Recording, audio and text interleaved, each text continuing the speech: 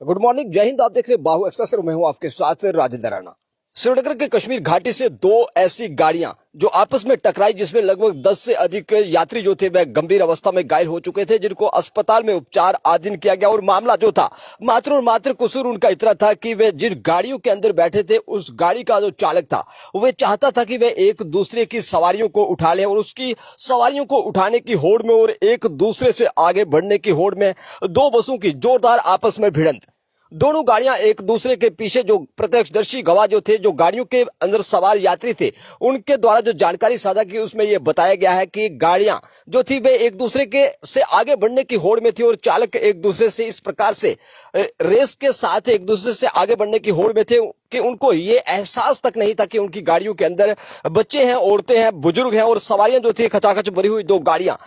दोनों बसें आपस में जब टकरा गई तो 10 लोग जो थे, 10 यात्री जो थे, इस हादसे के अंदर घायल हो चुके थे। ये बारामूला बनियाल क्षेत्र के अंदर ये घटना हुई। इस घटना के बाद तुरंत वहां से रेस्क्यू चलाया गया, और अचानक जब दोनों गाड़ियां आपस में टकरा गई तो दोनों गाड़ियों के यात्रियों के जो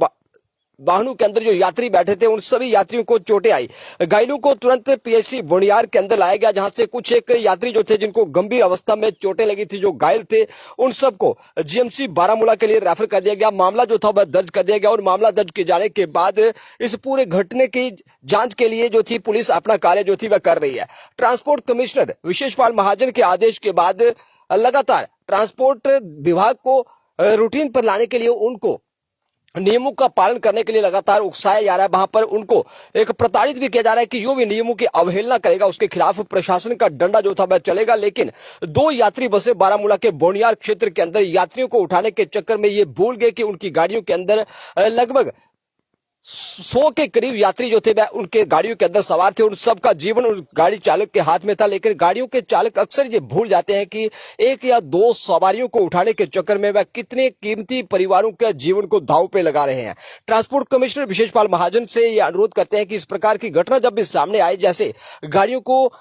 यात्रियों को उठाने की होड़ में जब दो पैसेंजर व्हीकल आपस में जब टकराते हैं, जब एक दूसरे से आगे बढ़ने की होड़ में कई यात्रियों का जीवन दांव पे लगाते हैं, तो ऐसी गाड़ियों के परमिट को रद्द किया जाना चाहिए। ऐसे चालकों का लाइसेंस जो था उसको भी रद्द किया जाना चाहिए, ताकि इस प्रकार की पनिशमेंट के बाद इन हादसों पे अंकुश जो था वह लगाया जा सके। और एक बार फिर से जम्मू कश्मीर जो था भ्रष्टाचार की दीमक की आग में जो था वह जूझ रहा था, और उसको लेकर एक बड़ी खबर की जम्मू कश्मीर के अंदर फिर से एक भ्रष्टाचारी जो था अधिकारी, उसको सीबीआई ने बुक किया। लेकिन अब मामूली स्तर का जो ग्रामीण स्तर का अथवा कोई तहसील स्तर का अथवा जिला स्तर का अधिकारी नहीं था, ये अधिकारी था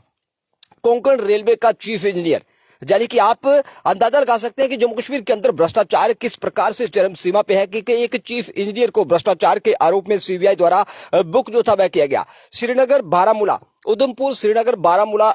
जो रेलवे लिंक परियोजना इस समय लगातार सुचारू रूप से कार्य कर रही है। वहां पर कार्य जो था वह लगातार चल रहा है, और जम्मू कश्मीर के अंदर पवित्र धाम माता वैष्णो देवी, वहां पर एक लंबित पेंडिंग जो कंपनी थी उसके बिलों को लेकर सीबीआई ने जब जाल बिछाया, तो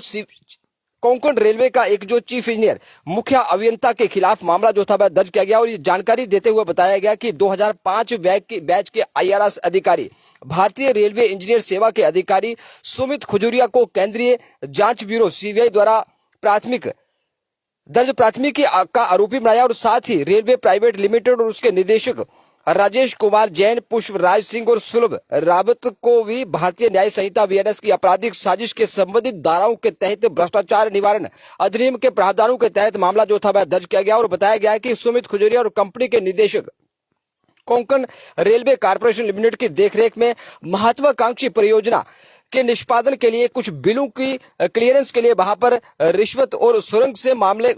के मलबे को हटाने के लिए वहां पर रिश्वत मांगी गई। और भ्रष्टाचार का मामला जब उजागर हुआ, जब शिकायत सीबीआई के पास पहुंची, तो प्राथमिकी जो थी वह दर्ज की गई, और उसके साथ साथ चीफ इंजीनियर जो था वह भी इस पूरे के पूरे भ्रष्टाचार के अंदर लिप्त पाया गया, और उसके खिलाफ मामला जो था वह दर्ज किया गया। अब भ्रष्टाचार के मामले में अगर चीफ इंजीनियर हो तो जूनियर इंजीनियर तो किस बाग की मूली है। अगर उनका मुखिया ही, उनका बॉस ही अगर इस प्रकार भ्रष्टाचार के अंदर लिप्त हो, तो निम्न स्तर के जो कर्मचारी हैं, अधिकारी हैं, वे किस तरह से ठेकेदारों को लूटते होंगे, ठेकेदारों से किस प्रकार के भ्रष्टाचार की मांग करते होंगे। ये आप अंदाजा लगा सकते हैं कि अगर कंपनी का मुखिया ही चोर हो, तो निम्न स्तर के जो कर्मचारी हैं वे भी अपने बॉस के ही नक्शे कदम पे चलते हैं। भ्रष्टाचार पे चोट लगाने के लिए, भ्रष्टाचार पे प्रहार के लिए सीबीआई तो अपना कार्य करती है, जम्मू कश्मीर पुलिस भी अपना कार्य करती है, लेकिन भ्रष्टाचारी अधिकारी जो है वे बाज नहीं आते और भ्रष्टाचारी अधिकारी कर्मचारी जनता को लूटने का, ठेकेदारों को लूटने का और सरकारी प्रॉपर्टी को लूटने का कोई भी मौका जो नहीं छोड़ते। और ऐसे ठेकेदारों के खिलाफ किस प्रकार की कार्रवाई की जानी चाहिए, आप अपनी राय कमेंट बॉक्स में जरूर रखें। और इस प्रकार के ठेकेदारों के क्या